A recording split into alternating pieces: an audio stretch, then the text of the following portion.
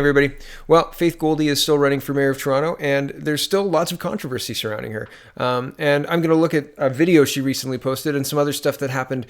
She tried to join in the Black community debate, which happened a few days ago, and she was barred from the building. There were other campaign events that have just been outright canceled because to not let Faith Goldy participate is against the rules. And my question, this story is about Faith Goldy. She's a story in and of herself.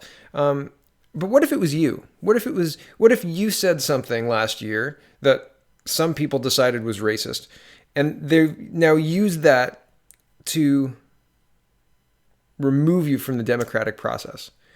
Is that fair? I don't think that's fair. What she's saying is resonating with the people who actually hear her. And the battle now is, and the Toronto media is fighting this battle, and it's quite obvious that they are.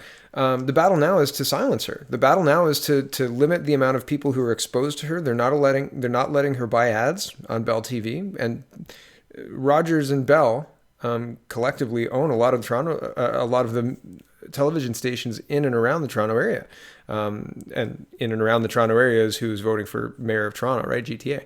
So it's incredible to me that there are people who are saying that the behavior of silencing Miss Goldy is okay. And even more than okay, there are people asking for government to denounce her.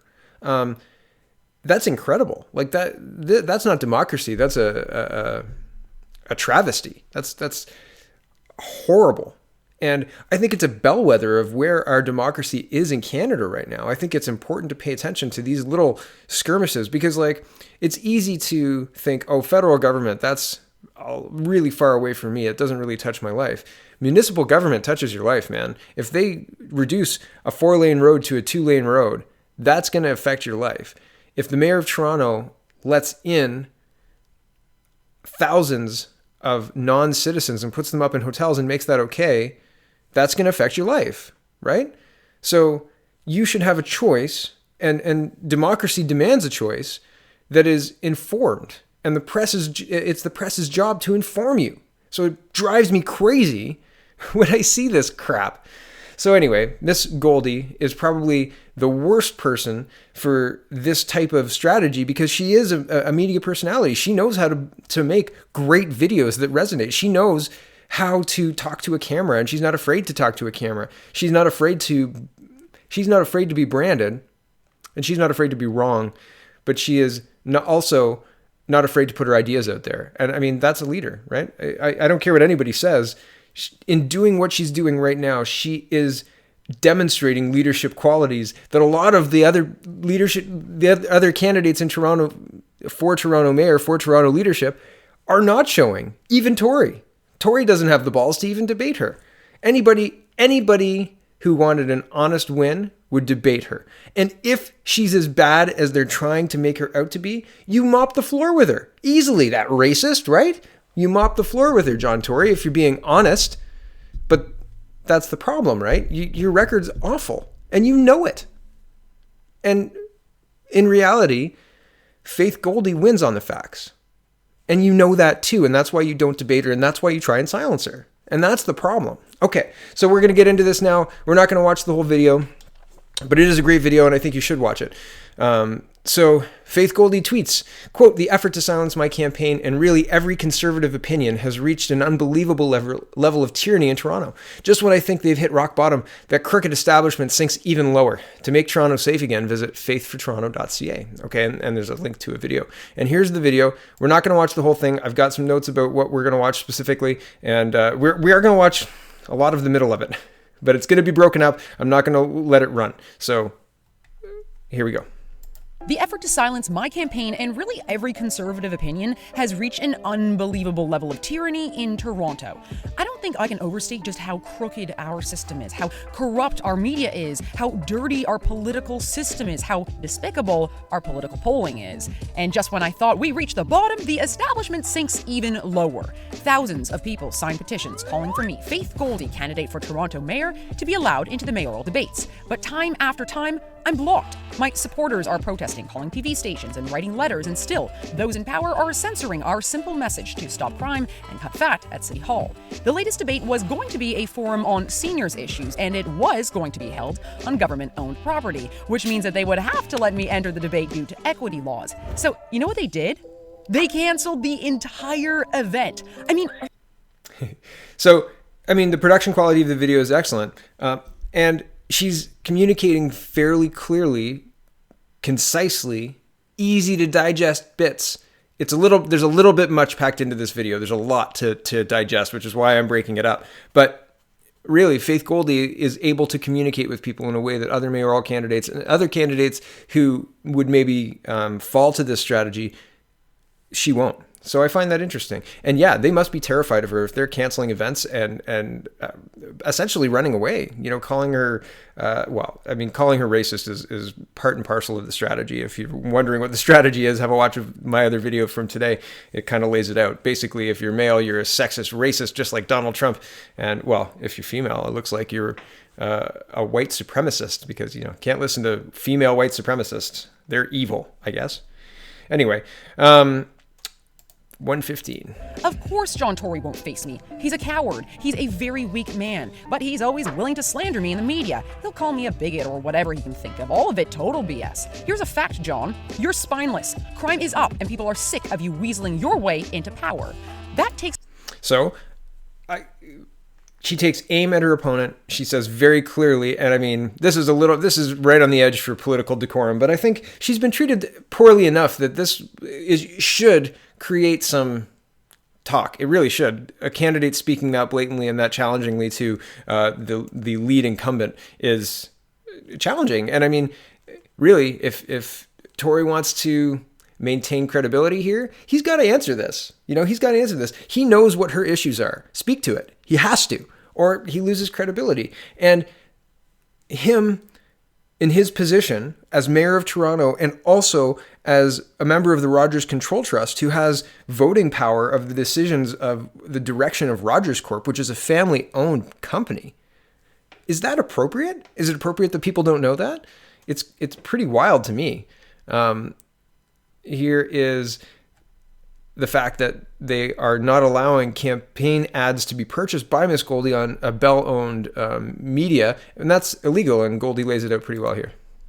If you missed it, I bought and paid for ads on the TV news station CP24. It was a done deal until I got a really creepy call from a sales guy saying my money was no good there. First off, that's illegal. I have a right as a candidate to have equal access to media, so I'll be suing. Also, if John Tory or anyone associating with his re-election campaign had any part of this, I'll be suing them too. Good for you, Faith. And they need to be held accountable. I don't think there's any other way to do this. Just because you have the backing of a family-owned $30 billion company doesn't mean you get to call up your buddies at Bell, call up your buddies at Rogers, because you have a lot of them, and we'll get to that in just a second, and tell them, no, she's a racist blackballer. That's not fair. This is not democracy. This is a group of people telling us being the constituency, the people, the population, this is who you get to vote for, and if you don't like it, you're racist and sexist. And sorry, John, that's not going to work for Toronto. Because it doesn't matter what color people's skin are. We can all see that it's not helpful to bring in the refugee population we're bringing in and the illegals and the gang members that we're bringing in and then putting them up in hotels and not expecting anything from them other than, oh yeah, here's a hotel and abuse the staff. Do whatever you want, man. That's fine. That's unacceptable to absolutely every and insulting to every Canadian who's worked a day in their lives to be Canadian. To get here and to make a better life and to live here and to help contribute to building Canada is not easy. And implying that it is silly and short-sighted. And it takes a lot of your constituency and just drops them. Sure, people have compassion for refugees. What happened to Syria and what happens in disasters around the world is awful. But it is not Toronto's responsibility. And it is not Canada's responsibility to fix the ills of the whole world. It's impossible. Impossible with the system that we're trying to fix it with. Impossible with all the resources of the United States. You cannot import the third world and expect the third world to become Western overnight. It doesn't work. Why are we trying it? I don't understand. And why are we vilifying anybody who talks about it? Honestly. 210. John Tory used to work as a talk show host for Bell Media, that same company that owns CP24. He's all over that organization. And before that, Tory was CEO at Rogers, Canada's other biggest media conglomerate. Does anyone else see a problem here? Me, a conservative candidate, has been blocked by the media, blocked from debates, blocked from buying ads. Are we really to believe that it's all just one big coincidence? And then there are our crooked pollsters. These idiots put out a poll showing me fast on the rise with 6% support. I got a little press. Okay. Then they quickly released another poll showing me at a measly 1.1%.